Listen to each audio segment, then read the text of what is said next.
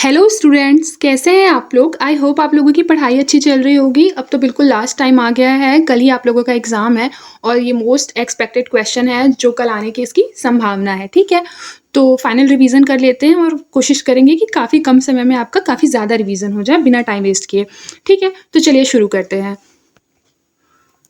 देखिए, सबसे पहले ये याद रखिएगा कि एक गढ़, जो गढ़ होता है उसके जो प्रमुख होते हैं वो दीवान कहलाते हैं। ठीक है, और एक गढ़ 7 बारहों के बराबर होता है और 7 बारहों, ठीक है, जो 7 बारह है वो 84 गांव के बराबर होता है। और याद रखिए, गांव के जो प्रमुख होते हैं उन्हें गौंटिया कहते हैं, बारहों के प्रमुख को दाऊ कहते हैं, गढ़ के प्रमुख को दीवान कहते हैं। ये क्वेश्चन वन लाइनर में पूछा जा सकता है। ठीक है, देखिए फिर देखिए यहाँ लिखा है कि पृथ्वी देव जो प्रथम थे, ठीक है, पृथ्वी देव प्रथम ने सकल कोसलाधिपति की उपाधि धारण की थी। ये क्वेश्चन भी कई बार पीवाईक्यू में पूछा गया है। ठीक है, फिर देखिए ब्रह्मदेव ने रायपुर में दूधाधारी मठ का निर्माण करवाया। मान लीजिए इस बार क्वेश्चन आता है कि दूधाधारी मठ का निर्माण किसने करवाया था, तो याद रखिएगा ब्रह्मदेव ने करवाया था। कहाँ पर, तो रायपुर में। फिर देखिए थर्ड है कि गोपाल देव को छत्तीसगढ़ का वाल्मीकि कहा जाता है। मान लीजिए इस बार एक क्वेश्चन ये पूछ देता है कि छत्तीसगढ़ का वाल्मीकि किसे कहा जाता है, तो याद रखिएगा गोपाल देव को कहा जाता है। और याद रखिएगा कि गोपाल देव जो है वो छत्तीसगढ़ के सबसे फेमस कवि हैं। ठीक है, उन्हें सबसे प्रथम कवि माना जाता है। उनकी एक रचना है खूब तमाशा, ये भी याद रखिएगा। उनकी कौन सी रचना है, खूब तमाशा। मान लीजिए क्वेश्चन ऐसे पूछ लेता है कि खूब तमाशा की रचना किसने की, तो याद रखिएगा गोपाल देव ने। फिर आइए नेक्स्ट देखते हैं। लिखा है कि यह रतनपुर नरेश राजसिंह देव के राज दरबारी थे। कौन, जो गोपाल कवि थे गोपाल देव, वह रतनपुर नरेश राजसिंह देव के राज दरबारी थे। अब अगला देखते हैं।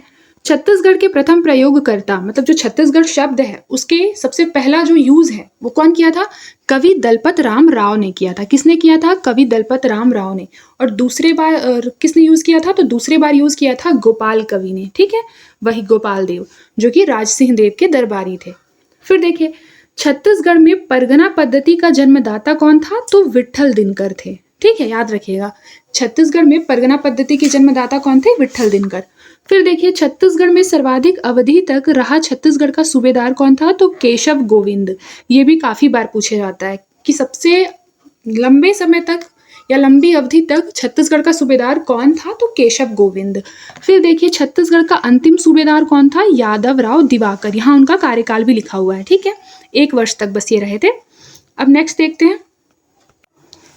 देखिए नेक्स्ट हमारा क्या है, मराठा शासक द्वारा राजस्व प्राप्ति आय के 2 भाग, पहला जमा और दूसरा सेवाई। याद रखिएगा कि मराठा शासक के द्वारा राजस्व प्राप्ति के 2 तरह के आय उन्हें प्राप्त होते थे। ठीक है, राजस्व प्राप्ति के द्वारा पहला आय जमा और दूसरा आय सेवाई से। याद रखिए जमा किस पर प्राप्त होता था, भूमि की उपज पर जो कर लगाया जाता था उसे जमा कहते थे, और जो अतिरिक्त कर लगाया जाता था उसे सेवाई कहते थे। याद रखिएगा इसको, बहुत अच्छे से एकदम कंफ्यूज नहीं होना है। ठीक है, भूमि की उपज पर जो टैक्स लगेगा उसे जमा कहते थे और जो एक्स्ट्रा टैक्स लगेगा उसे सेवाई कहते थे। ठीक है, अब देखिए ये याद रखिएगा कि छत्तीसगढ़ में परगनों की टोटल संख्या कितनी थी, 27। ये क्वेश्चन भी कई बार पूछा गया है। ठीक है, फिर देखिए छत्तीसगढ़ का प्रथम जिलेदार कौन था, तो याद रखिएगा कृष्णराव अप्पा। ठीक है, और किसके शासनकाल में थे, तो रघुजी तृतीय के शासनकाल में। फिर देखिए अंतिम जिलेदार कौन था, गोपाल राव। याद रखिएगा, और ये क्वेश्चन भी पूछा जाता है कि छत्तीसगढ़ में टोटल कितने जिलेदार हुए, तो छत्तीसगढ़ में टोटल 8 जिलेदार हुए थे। ठीक है, फिर अगला देखिए छत्तीसगढ़ में स्वतंत्र संभाग की जो स्थापना है वो 1862 में हुआ था, जिसका कि जो हेडक्वार्टर था वो रायपुर था। ठीक है, अब देखिए 1937 में मध्य प्रांत में एनजी खरे मुख्यमंत्री बने थे। ये क्वेश्चन भी एक बार पूछा गया था पीवाईक्यू में, सीजी व्यापा में भी एक बार पूछा गया था और सीजी पीसीएस में भी पूछा गया था कि 1937 के टाइम मध्य प्रांत के मुख्यमंत्री कौन थे। तो 1937 के टाइम पे मध्य प्रांत के मुख्यमंत्री कौन थे, एनजी खरे थे। फिर देखिए छत्तीसगढ़ शिक्षा समिति रायपुर 1937 के टाइम पे अध्यक्ष कौन थे, प्यारे लाल सिंह। याद रखिएगा ना, ठाकुर प्यारे लाल सिंह शिक्षा समिति के अध्यक्ष थे। फिर देखिए असहयोग आंदोलन के समर्थन में वामन राव लाखे ने राय साहब की उपाधि को त्यागा था। इसके बदले जनता ने इन्हें लोकप्रिय की उपाधि दी थी। ये क्वेश्चन भी काफी बार पूछा जाता है कि लोकप्रिय छत्तीसगढ़ में किसकी उपाधि थी, तो वामन राव लाखे को लोकप्रिय की उपाधि जनता के द्वारा प्रदान की गई थी। ठीक है, फिर देखिए यहाँ पर लिखा है कर्मचारी पत्रिका। याद रखिएगा जो कर्मचारी पत्रिका है वो माखनलाल चतुर्वेदी की है। किसकी? माखनलाल चतुर्वेदी की। देखिए ये हैंडराइटिंग थोड़ा खराब हो सकता है, लेकिन आपके समझने के लिए ये मुझे रिवीजन के लिए जितना जल्दी हो सका मैंने इसे जल्दी जल्दी बनाया है, तो आई होप आपको क्लियर हो रहा होगा। पैसा देगी ना पापा।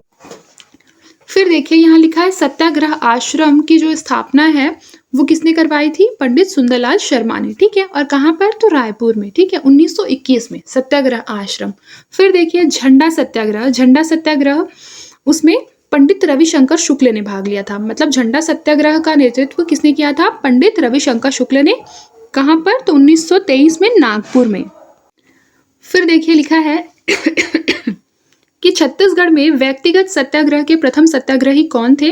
तो याद रखिएगा छत्तीसगढ़ में व्यक्तिगत सत्याग्रह के प्रथम सत्याग्रही थे पंडित रविशंकर शुक्ल। याद रखिएगा 1940 में। ठीक है, फिर देखिए सरदार पटेल का छत्तीसगढ़ आगमन कब हुआ था? ये क्वेश्चन भी काफी इंपॉर्टेंट है। ठीक है, सरदार पटेल का छत्तीसगढ़ आगमन हुआ था 15 दिसंबर 1947 को।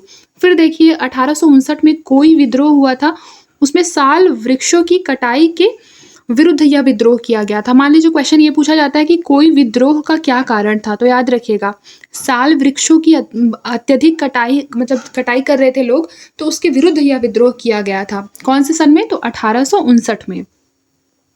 अब देखिए बस्तर का स्वाधीनता संग्राम, उसे क्या कहा जाता है? मुड़िया विद्रोह कहा जाता है। याद रखिएगा। और नांगुल दोरला जो थे वो इसके नेतृत्व करता थे। ठीक है, अब आगे चलते हैं। फिर देखिए अगला है कि 1947 के समय छत्तीसगढ़ में 14 रियासत थे। याद रखिएगा ये क्वेश्चन मान लीजिए पूछ लेता है कि 1947 के समय छत्तीसगढ़ में कितने रियासत थे? तो 14 रियासत थे। ठीक है, फिर ब्रिटिश शासन में विलय होने वाला सर्वप्रथम रियासत कौन सा था? तो रायगढ़ था। याद रखिएगा कि ब्रिटिश शासन में सबसे पहले विलय होने वाला जो रियासत था वो रायगढ़ रियासत था। फिर सबसे बड़ा रियासत कौन सा था? तो बस्तर रियासत जो था छत्तीसगढ़ में वो सबसे बड़ा रियासत था। फिर उसके बाद देखिए कि सबसे छोटा रियासत कौन था? तो सक्ती सबसे छोटा रियासत था। और मैंने अभी आपको बताया कि छत्तीसगढ़ में कुल कितने रियासत थे 1947 में? टोटल 14 रियासत थे। ठीक है, याद रखिएगा इसको। अब देखिए रायपुर कहाँ स्थित है? तो खारून नदी के किनारे। राजनांदगांव को हॉकी की नर्सरी भी कहा जाता है।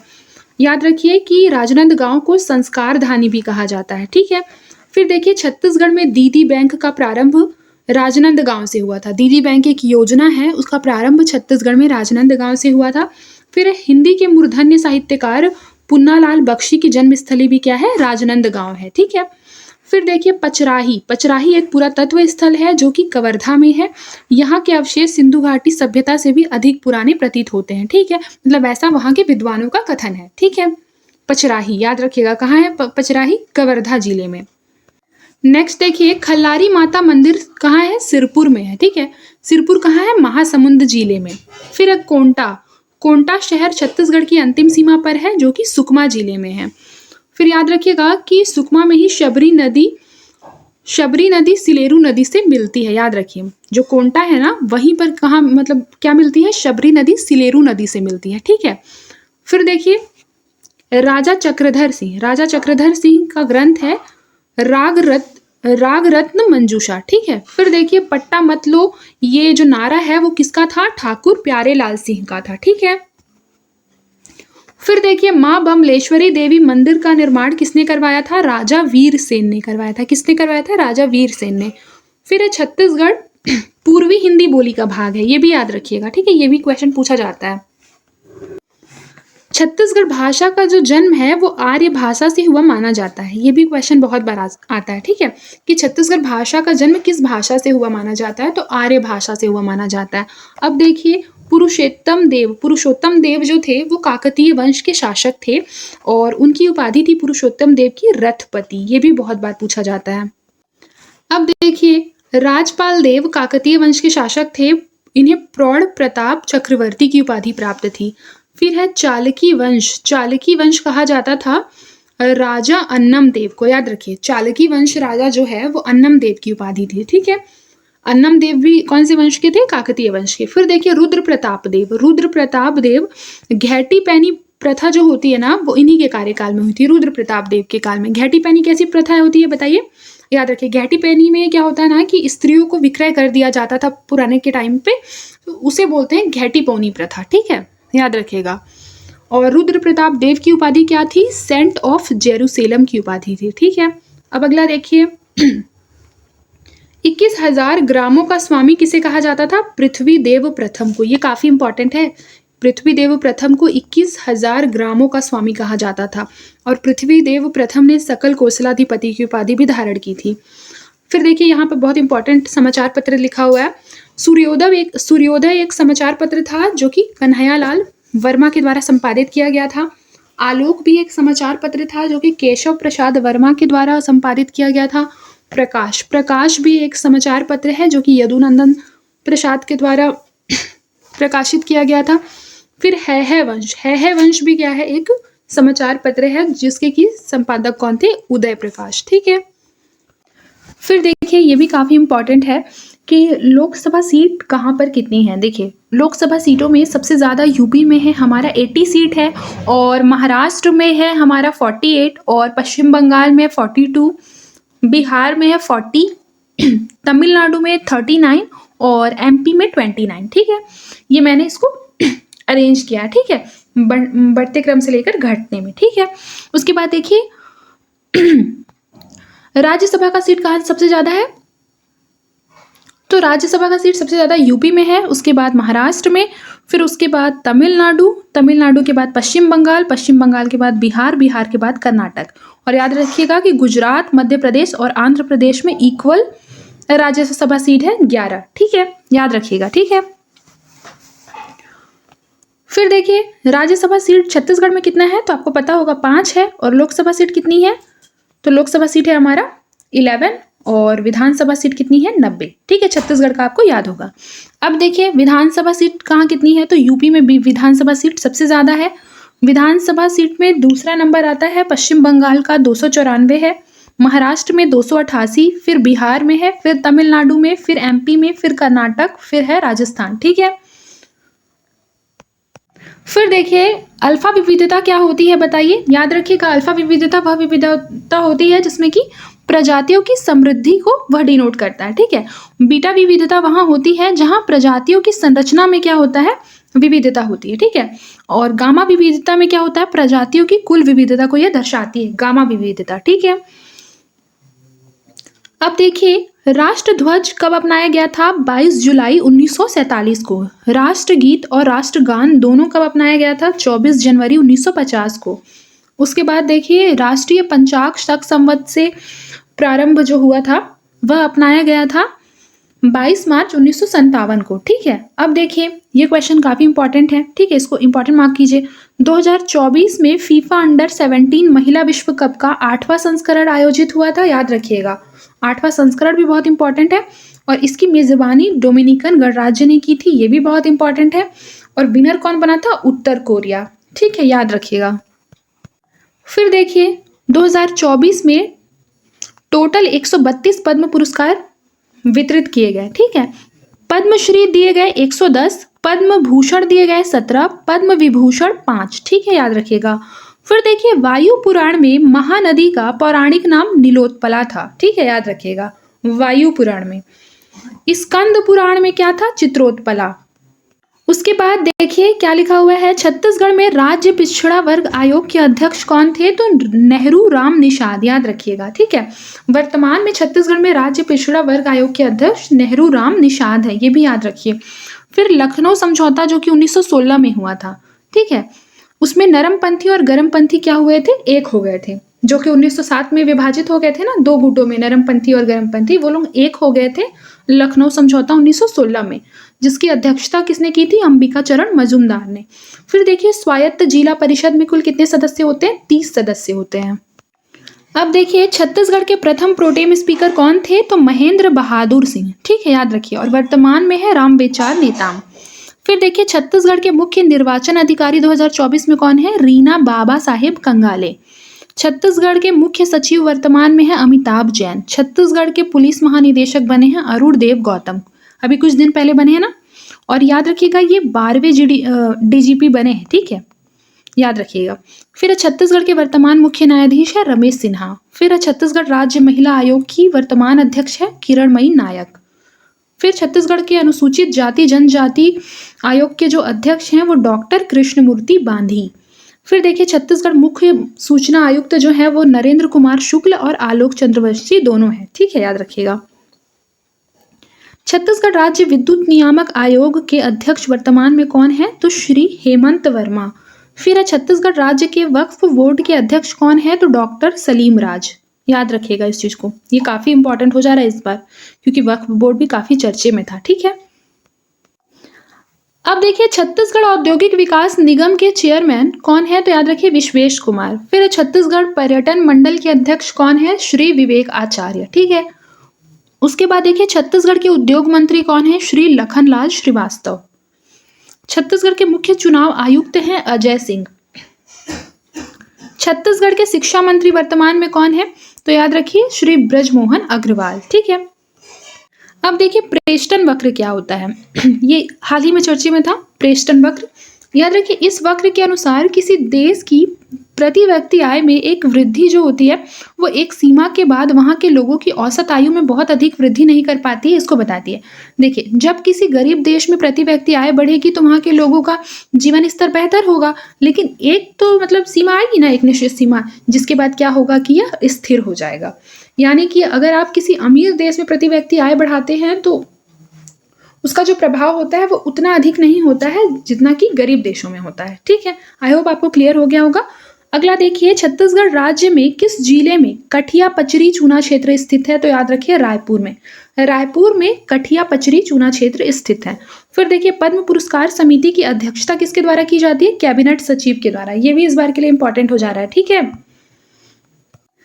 फिर देखिए छत्तीसगढ़ में 3 लोगों को इस बार पद्मश्री मिला है, रामलाल बरेट को, हेमचंद्र माझी को। रामलाल बरेट कहाँ से बिलोंग करते हैं देख लीजिए। फिर देखिए जागेश्वर यादव को मिला है, जशपुर के रहने वाले, ठीक है। ये 3 लोगों को मिला है। फिर देखिए शाहिद बेहेश्ती पोर्ट जो चर्चे में था वो कहाँ है? तो ईरान में है। फिर है वर्चुअल क्रेडिट कार्ड पिक्सले किस बैंक ने जारी किया है? HDFC बैंक ने जारी किया है, ठीक है, याद रखिए। भीष्म, भीष्म क्या है? तो स्वदेशी मोबाइल हॉस्पिटल है, ठीक है। फिर देखिए ईशान क्या है? ईशान जो है एक राष्ट्र एक हवाई क्षेत्र, ईशान, ठीक है। ग्लोबल फाइनेंशियल स्टेबिलिटी रिपोर्ट किसके द्वारा जारी किया जाता है? IMF के द्वारा, याद रखिएगा। फिर देखिए 3 अक्टूबर 2024 को मराठी, पाली, प्राकृत, असमिया और बंगाली भाषाओं को शास्त्रीय भाषा का दर्जा दिया गया है, ठीक है, याद रखिएगा। कौन कौन से भाषा को दिया गया है? तो 5 भाषाओं को दिया गया है। मान लीजिए क्वेश्चन ये पूछ देता कि हाल ही में कितनी भाषाओं को शास्त्रीय भाषा का दर्जा दिया गया है, तो वो तो हाल ही का डेटा जानना चाहता है। ऑप्शन में लिखा रहेगा 4, 5, 6, 7, तो आपको याद होना चाहिए 5। पांचों में कौन कौन से हैं? मराठी, पाली, प्राकृत, असमिया और बंगाली, ठीक। अब देखिए 2004 में तमिल को सबसे पहले शास्त्रीय भाषा का दर्जा दिया गया था। उसके बाद है इसके अतिरिक्त संस्कृत, तेलुगु, कन्नड़, मलयालम, उड़िया भी शास्त्रीय भाषा हैं। फिर देखिए वर्तमान में टोटल कितने शास्त्रीय भाषा हैं?